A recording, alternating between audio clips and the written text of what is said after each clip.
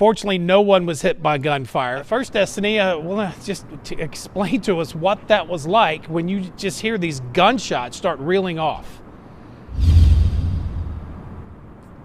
It was very real and it was very scary. I've never seen or experienced anything like that before, but once I realized how close it was and once I registered what was going on, then I figured that we probably needed to come up with a game plan on what we were going to do next to make sure that we were being safe, because it really was like, it sounded so loud and clear. The current city charter for Marshall has 94 pages in it, but if voters approve all 16 propositions on the ballot, it'll turn into 18 pages. So it's a very big difference. A phone call, a text message, or your social media.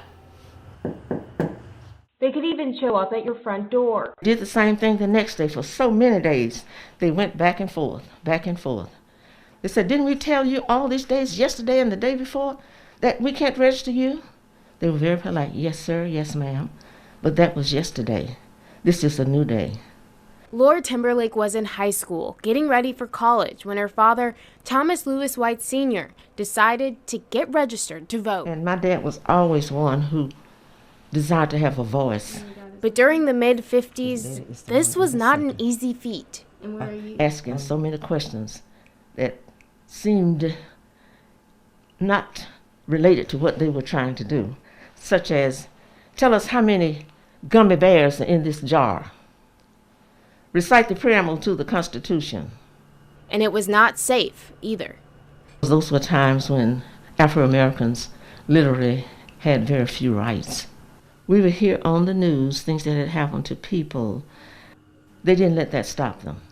And now, about 70 years later, a record number of black voters registered to vote for the 2020 election.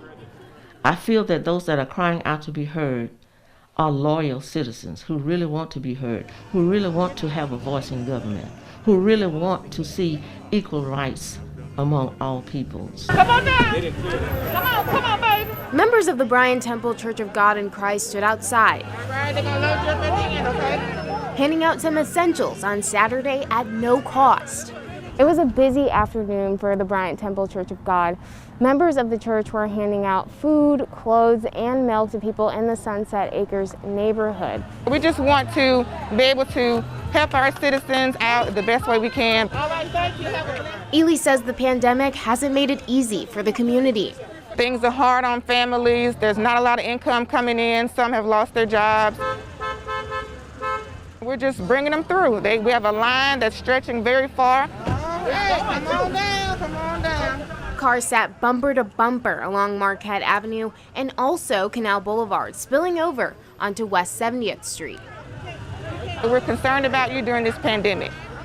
Reporting in Shreveport, Destiny Patterson, KSLA News 12.